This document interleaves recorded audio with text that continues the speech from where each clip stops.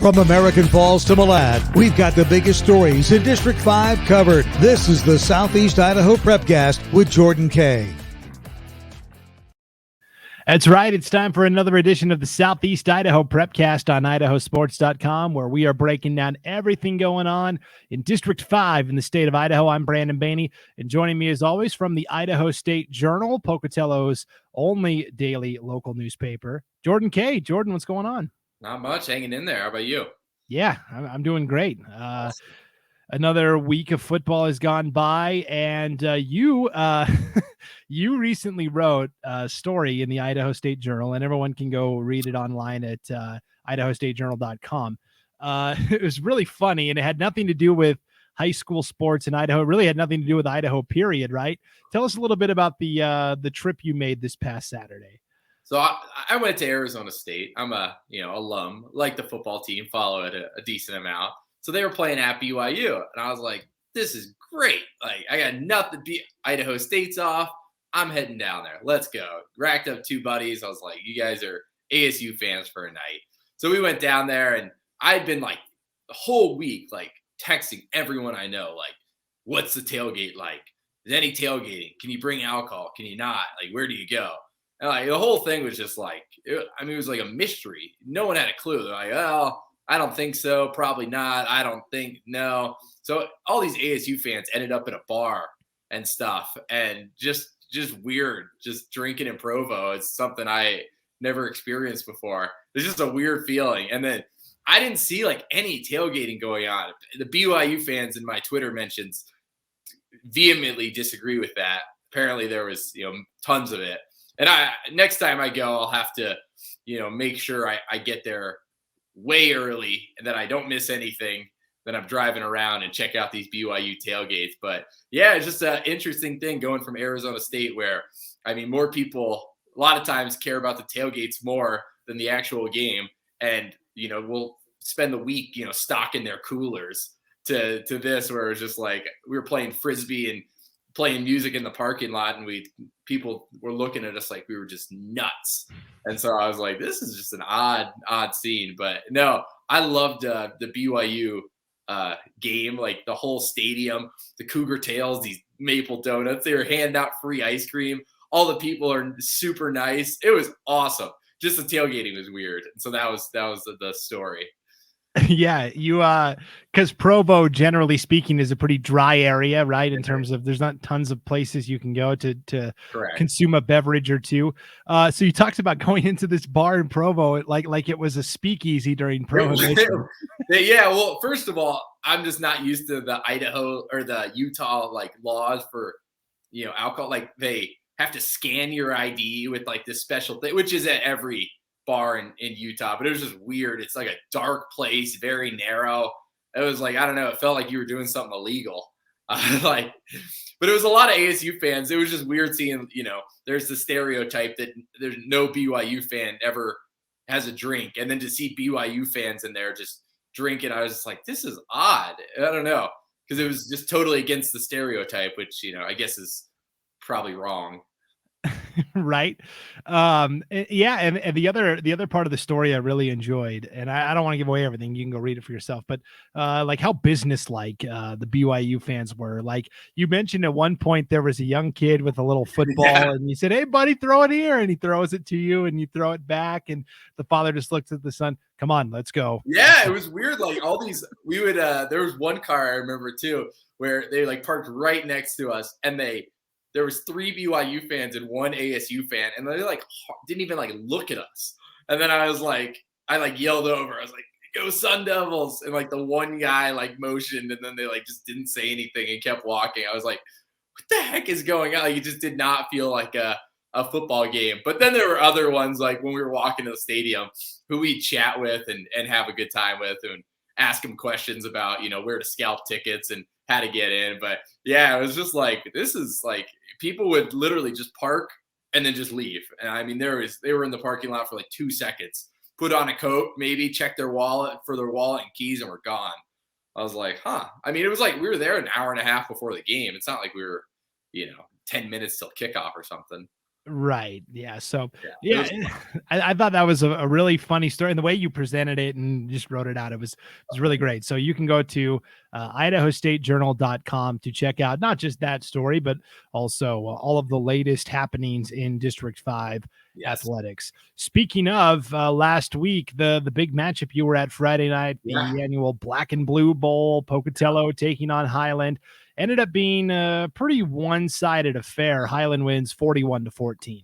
I thought it was going to be a lot closer. And, to Pokey's defense, I know they had their starting quarterback, Ryan Payne, was out with an injury. Their backup, Drew Contreras, was also out.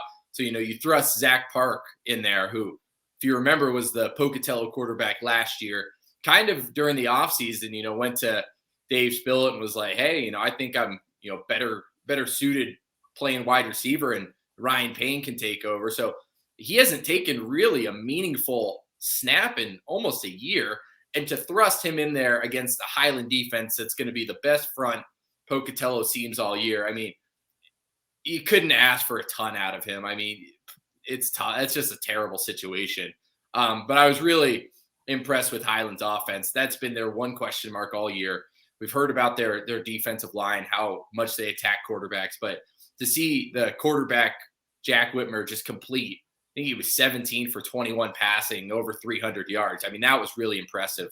It seemed like against Pokey's cover 3, Highland's receivers found plenty of ways to get open. A lot of times, these 12, 18-yard intermediate passes that were just working all night. So that was what really impressed me from Highland.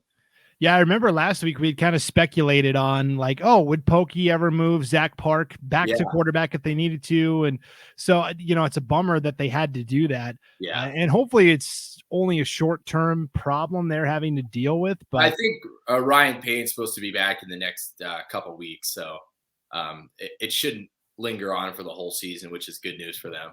Yeah, that's great.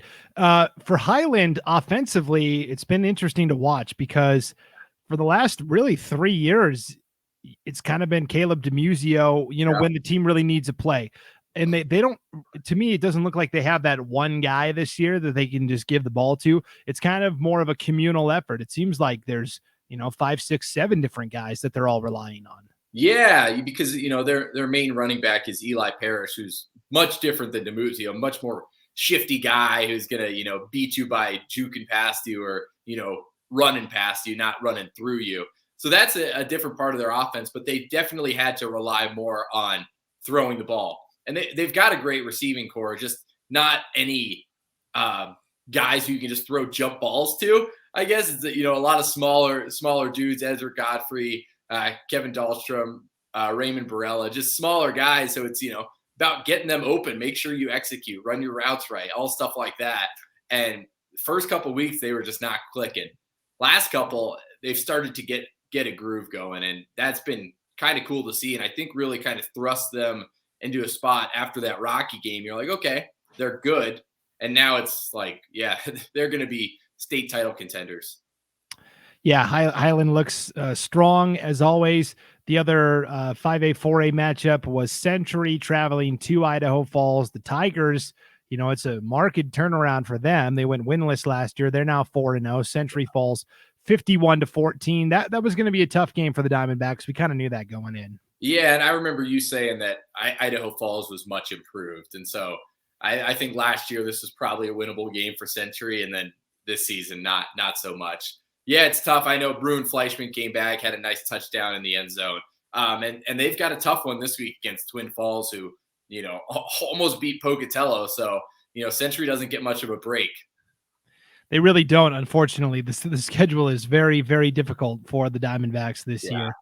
At the 3A level, the big game we were talking about was Marsh Valley hosting Sugar Salem. Yeah. And that game played out kind of, I don't know the way we thought necessarily. The Diggers did win 28-14, but again, the game was closer than the final score would indicate. Yeah, it's tough because this Sugar Salem team has been so inconsistent all year. I mean, they started as the clear number one. Everyone was penciling them in to, repeat as state champions. And then, they lose a couple games out of the gate. And it's like, okay, what team is this? And Marsh Valley had been good all season. Problem is they just, keep getting in close games. Sometimes they can't pull out. And then, the worst part is, they faced 3 former or reigning state champions. They had Beaver from Utah that first week. They had to play Westside last week, which, I think Westside shut them out. And then they've got to play Sugar Salem this week. I mean, you talk about a tough schedule. The Eagles, I mean, they might not be playing second fiddle to anyone right there.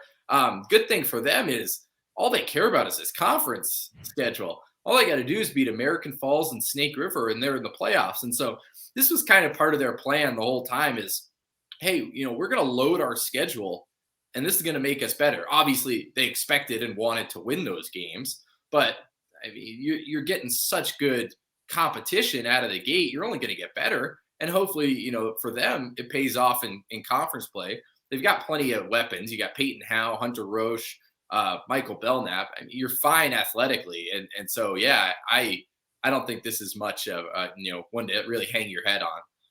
Yeah, Marsh Valley's 1-3, and people that just look at the record making a big mistake. Yeah. Eagles they're a good team. Yeah. They're a very good team. Yeah.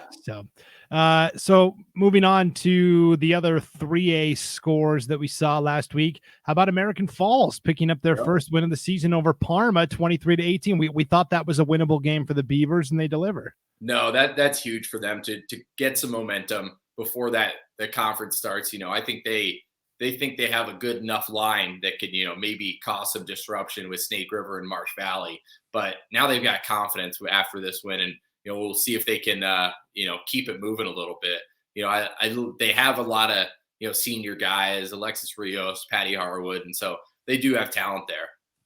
Yeah, Patty Harwood might make the all-name team. He's got a great name, doesn't he? He is. Yeah, he's fantastic. He's awesome, too, to watch. I mean, just a dual-threat quarterback who can run and then, pretty solid as a defensive back, too. I think he causes disruption for wide receivers. Yeah, that game against Aberdeen at the beginning of the year that we were both at, Jordan, he had an interception on defense. So, and he was moving his quarterback too. Yeah, for sure. Speaking of Aberdeen, they started conference play last week with a nice 38-20 win over Soda Springs. So we were talking about we like Westside at the top, but then after that, 2 through 5, we're not really sure. Well, Aberdeen took that first step and kind of put some distance between themselves and Soda Springs. And I really do think, just looking at it from a step back, I do think Aberdeen might be the second best team behind Westside. Yeah, no, I totally agree, because we haven't seen a ton of consistency from Bear Lake, Malad, or Soda Springs. And so, realistically, you kind of just have to thrust Aberdeen in there. But after that first game, I mean, they hit a little bit of a lull, and you're starting to wonder, okay, who is this team? I think we saw a little bit more of what they're going to be on Friday. You look at, they brought back tailback Connor Johnson. He had been injured, which kind of forced Cale Adamson into that role. He looked good early on, but Connor Johnson's got 131 yards and scores against Soda Springs. And then Brody Beck, their quarterback, who really only started practicing there like 2 weeks before the season, just fantastic. I mean, he ran 20 times, 214 yards, and had 3 touchdowns. Also threw the ball, had 3 completions for 60 yards. I mean, when you have a running game like that, Brody Beck's a tough guy to bring down. I mean, that is not fun for any defender to tackle. And, Aberdeen was playing good teams who had bigger defenses, but, you go against some other 2A teams, I mean, they're going to have real trouble trying to stop him. Yeah, you talk about Brody Beck. I mean, you're talking about basically an all-state linebacker just running at guys, Exactly. Yeah, it's crazy.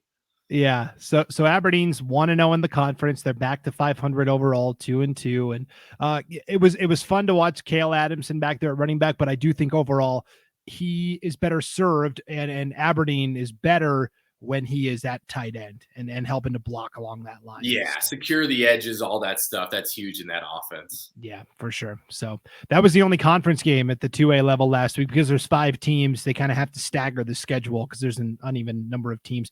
The big game everybody had their eye on, in a game that we were at for IdahoSports.com, was Westside hosting Coal Valley Christian in a matchup of 2 ranked teams in the 2A ranks. So I was there along with Sean Kane doing the game Friday night. And here's the problem with playing Westside. If I was an opponent and I'm going to play Westside still this year, I want to make sure that they have to play defense first. Now it seems counterintuitive, right? Most coaches that win the coin toss, they want to go on defense first. But if I win the coin toss against Westside, I want to be on offense first because Cole Valley had to kick off the game to start against Westside. Okay. Pirates march it down the field and score 7-0. Well, that immediately puts the pressure on Cole Valley Christian. They go 3 and out. Westside gets the ball back. They march it down the field again.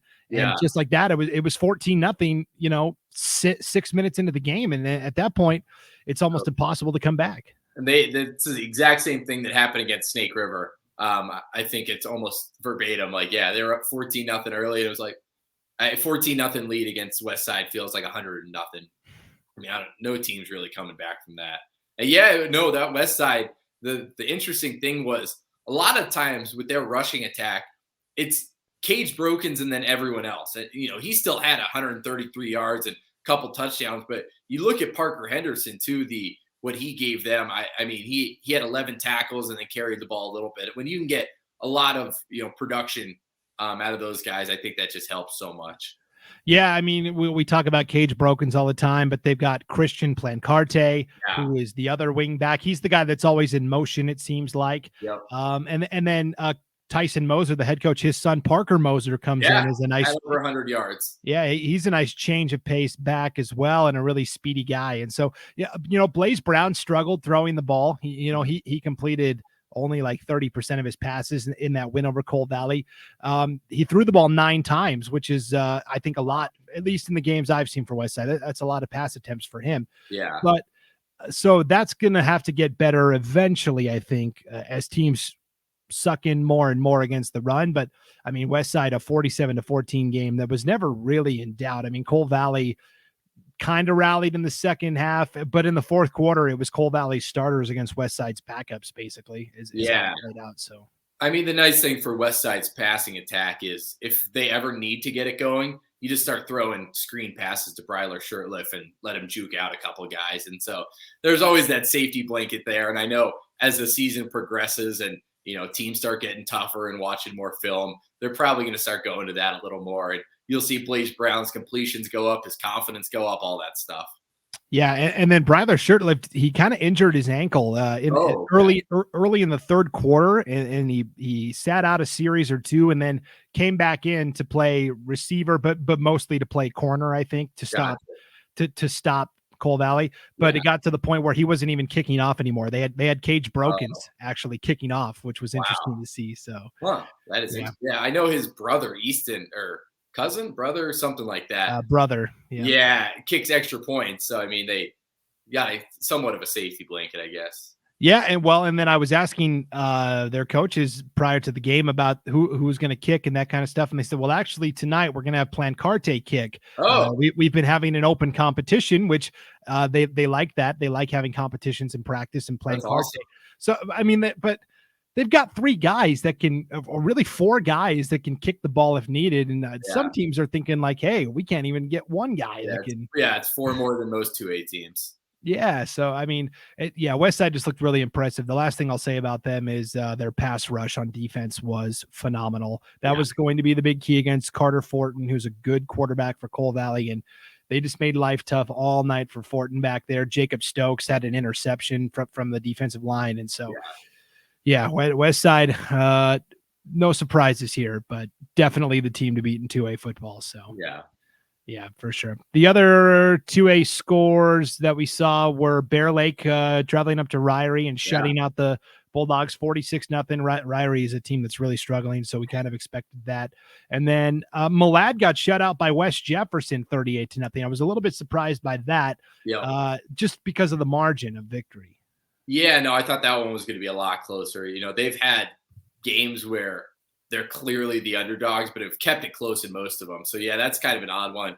Good thing for them is it's not a conference game, so they've got time to bounce back.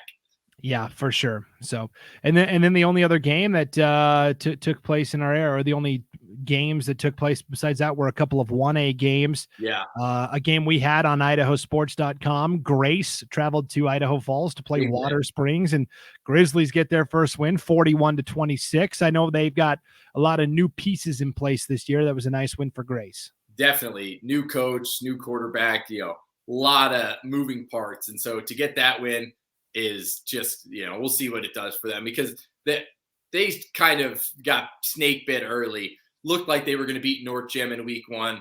All of a sudden, Cowboys march down the field, throw a touchdown with 8 seconds left, and kind of get that come from behind victory against Grace. And it's like, that's a tough thing to recover from. So we'll see if the win number 1 kind of translates to more going forward. Yeah, for sure. And then speaking of North Gem, they went and traveled to Lighthouse Christian in Twin Falls. That's a D2 versus a D1, and back and forth game. But North Gem got the win 44-36. We talk all the time about Bridger Hatch and what a great rushing threat he is at quarterback. But the guy that's kind of been unsung is Brett Yost, the running back. He had 5 touchdowns in that win over Lighthouse. Yeah, their leading rusher again for the second straight week, 147 yards. And then, like you're saying, 5 times is crazy. And I think we kind of expected this. It was just who was going to step up. Defenses now know how good Bridger Hatch is. They know that he's going to find ways to score, find ways to, run the ball. And so now North Gem kind of, with defenses keyed up on Bridger Hatch, they've got to find other guys who can step up. And right now it's Brett Yost. And so he's having a phenomenal senior year. Yeah, for sure. And now for North Gem, the toughest thing is they're on this nice roll. And now all of a sudden the game gets canceled this week. They're supposed to play Mackey in their conference opener. Mackey's had some problems with player illness. I don't know if that's COVID or the regular flu or what, but they've had to cancel a couple of games. Mackey has. And so North Gem all of a sudden a week off in the middle of the season, which is not ideal. But no, and I know they're trying to find a replacement for that one, but it's always tough when your momentum just kind of screeches to a halt and you don't expect it. So yeah, for sure. At the 8-man level, it can be tough to try and fill in those games on short notice. But okay, so let's look ahead to the schedule this week. It's kind of a lighter schedule, except for in that 2A ranks where we see a couple of conference games. So let's start there, I guess. At the 2A level, the Southeast Idaho Conference, you've got I think 2 really good conference matchups here to start. Malad is going to be at Soda Springs. We'll find out, what kind of team Malad is. Soda, of course, coming off that loss to Aberdeen, trying to turn things around. I think this is going to be a pretty even matchup. Yeah, I don't I can't really predict this one. I mean, we haven't seen them a ton against, great teams. And so to go against each other, I think it's kind of, if Aberdeen is that number 2 team, is this like the fight for third? Could one of these teams, maybe make the playoffs or squeeze in? So this could be a really big one. We'll see kind of what Soda Springs bounces back and then how Malad bounces back from getting shut out. So it'll be kind of a real test for both of them. I think coming into the season, a lot of people thought Malad with a new coach and a lot of new players was just going to be totally overwhelmed every single game. And that hasn't been the case. No, Malad's been very competitive, and I've been very impressed by them so far. So definitely. Yeah. Okay. And then the other big game is Westside finally gets into conference play when they host Bear Lake. Now, I believe this was one of the games last year that was only 7-0, right? It was. Yeah. And there were plenty of chances for Bear Lake to tie that game. And a lot of times I was like, wow, this is getting a little too close for Westside. And Pirates ended up pulling it out. Their defense was fantastic, had a ton of 4th down stops, like right around midfield. And now you've got, a Bear Lake team that got just crushed by Firth. And now it was coming off a huge shutout victory. Alex Allman, their running back, fantastic, had over 100 yards. But, you're going into Westside, a team that has not lost in 25 straight games, looks like just an absolute juggernaut. I don't know if Bear Lake can keep it as close as they did last year. I mean, they lose Owen Tusher, who is just a fantastic quarterback, kind of, kept Westside on its heels a little bit. I don't know if they're going to be able to keep it that close, but, who knows what the Bears can do. Yeah, it'll be a lot of fun to watch the rematch. That's for sure. The last team to beat Westside, do you know who the last team was? I thought it was Snake River. Yeah. Okay. So that was going to be my transition. That was a game that Snake River won 7-6 all the way back in September of 2019.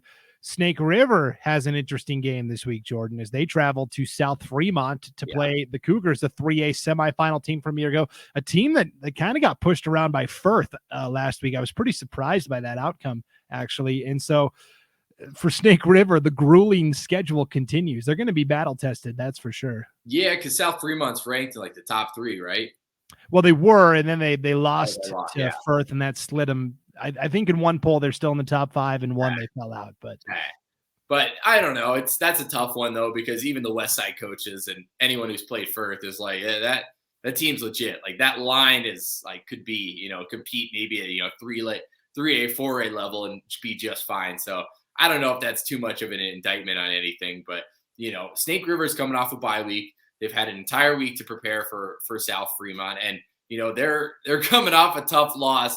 I mean, to Blackfoot that they probably should have won, and now they had a whole week to think about it, a whole week to practice with that motivation, and we'll see. I mean, they've got plenty of talent. They've got Carson Hawker and Zach Staley and quarterback Cole Gilbert.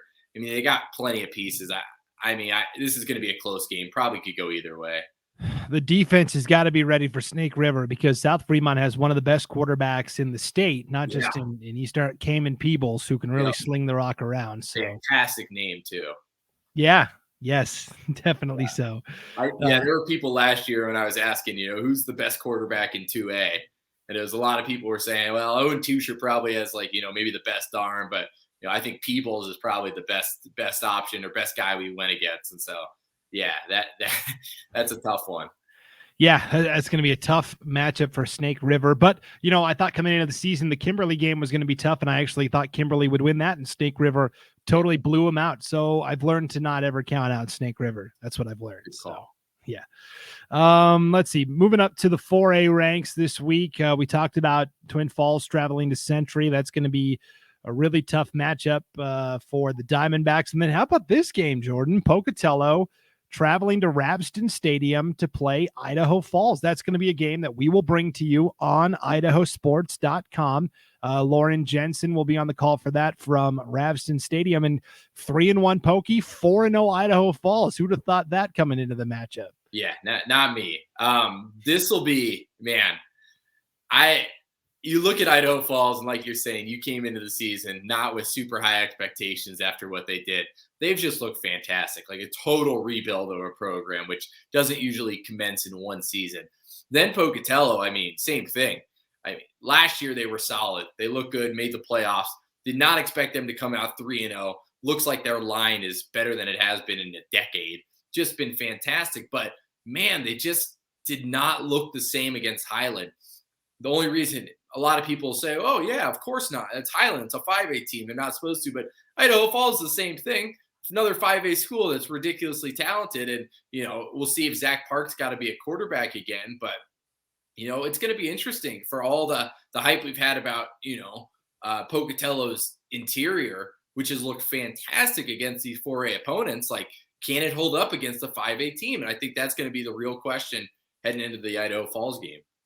Yeah, I keep waiting for that other shoe to drop for Idaho Falls, and it just doesn't seem to be coming. But we'll see. And then the other 5A matchup that we were going to bring to you on IdahoSports.com, but that game got moved. It was supposed to be at Iron Horse Stadium, I think, and then it got moved inside Holt Arena. So it's going to be Highland hosting Madison. Yes.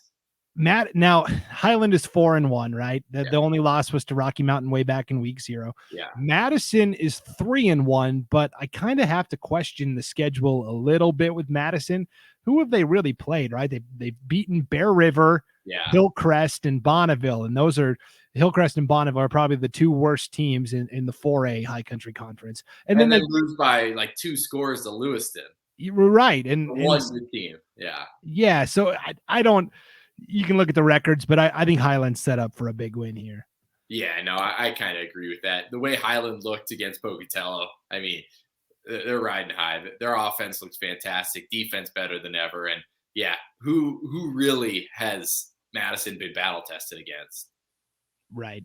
Yeah. So that'll be interesting to watch, though, just to see how. I mean, Highland could send a statement to the rest of the conference, maybe with a big dominant victory. Well, the other one too is Blackfoot at Preston, and Preston has been fantastic, kind of a surprise this season. Blackfoot, though, coming off a week where they beat Skyline. I know they're not quite District 5, but that was a win I did not see coming. And now they kind of get to go to Preston, and I think it's really a litmus test for both teams. Like, who is for real? Like, who could maybe be the surprise in their district. And that one's going to be a fun one too. Just great offenses. Yeah, I forgot about that as I was looking through the schedule of games. But yeah, Preston 3-1, living on the edge. Blackfoot 2-2. Maybe they've found some new life and some new momentum for sure. So yeah, that'll be a fun one. I had Blackfoot. I put them at 5 in the 4A ranking because I just thought, that they just beat a Skyline team that everyone thinks is fantastic. Their only 2 losses are by a combined 2 points, both to 5A schools. I'm like, this team is, kind of past most of the checks that we expect from them. No one else agreed with me. I was the only one who voted them, but I think a win against Preston would say a lot and probably get them, more consideration. Yeah, absolutely. And then the last game on the schedule in our area is a 1A game. Rockland had the week off last week. They're 2-1. They're going to go play Chalice. I think that sets up as a nice win for Rockland there. I do too. Only thing is they got to spend 4 hours on a bus to go there. Chalice is not an easy place to get to, no matter where you're coming from. No, they don't. It's a quick, I think that's a lot of people think Holt Arena is like a home field advantage because of the heat. Like Chalice is a home field advantage because every team's got to take a 4-hour bus ride there. Yeah, different type of home field advantage, that's for sure. Yeah. So that's what's shaking out on the football schedule this week. Jordan, what's going on at the Idaho State Journal? What are you working on? I think we're going to do a story on, Highland volleyball's looked really good. Some other teams around the Highland soccer undefeated. Marsh Valley soccer been fantastic so far. 9-0, Abby Marshall, Cammie Harris, fantastic goal scorers. I'm trying to think anything else. Oh, this week, Idaho State football, it's their homecoming. It's going to celebrate the 40th anniversary of the 1981 national championship team. So we'll have a game day issue of the Idaho State Journal on Friday with a lot of, fun stuff reliving that season. So yeah, a lot of kind of look backs will be on Friday. Yeah, that 1981 team was a lot of fun. Is there going to be any of the guys from that team that are back to celebrate? Yeah, I was talking with them. They said they got 50-ish. Wow. Which I could not believe. I was like, holy cow. Most of them don't live here either. So they're flying in. They're really excited about it. Yeah, of course, the most famous name from that team is probably Dirk Cutter, who was the quarterback. Yeah, just talked to him this morning. And then Marvin Lewis was a graduate assistant linebackers coach too. So those are some big names. And then, their quarterback, Mike Machurik, he played in the NFL. Yeah. Kicker Case DeBruin played in the NFL too. I mean, they've got, for as much as bad as Idaho State has been collectively as a history, like that 81 team is like kind of an anomaly in terms of success. And so kind of cool talking with them. Yeah, for sure. And talking all this ISU football just reminded me, the great Merrill Hodge, Highland High graduate, played at Idaho State.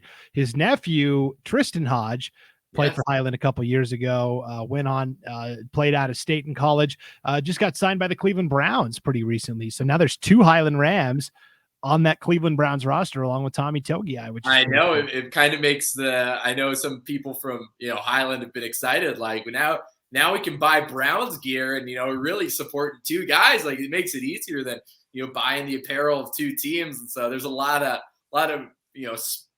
boom, Browns fans coming up in Pocatello. Browns and Saints are the 2 jerseys I see the most around here. Yeah, for sure. And for good reason. So yeah, exciting thing is going on everywhere in District 5. That is for sure. And we'll be back next week again to break it all down for you. Again, as a reminder, games on the IdahoSports.com broadcast schedule this week in District 5. The big one is going to be Idaho Falls hosting Pocatello. So all you Pokey fans, if you for some reason can't make it to Ravston Stadium Friday night, you can watch the game for free on IdahoSports.com. So that's going to be a good time for sure. And if you want to see what other games we've got going on statewide, all you have to do is click on the game streams tab on the homepage at IdahoSports.com. So all right, Jordan, good luck at homecoming. We'll see if the tailgating is probably going to be a lot better than it was at BYU. They've already, they're like, we got a big tailgate going on. I was like, let's see it. I'm excited. Yeah, it's going to be a good time for sure here in the city of Pocatello. So yes. For Jordan Kaye, I'm Brandon Bainey. Thanks for tuning in to another edition of the Southeast Idaho Prepcast on IdahoSports.com.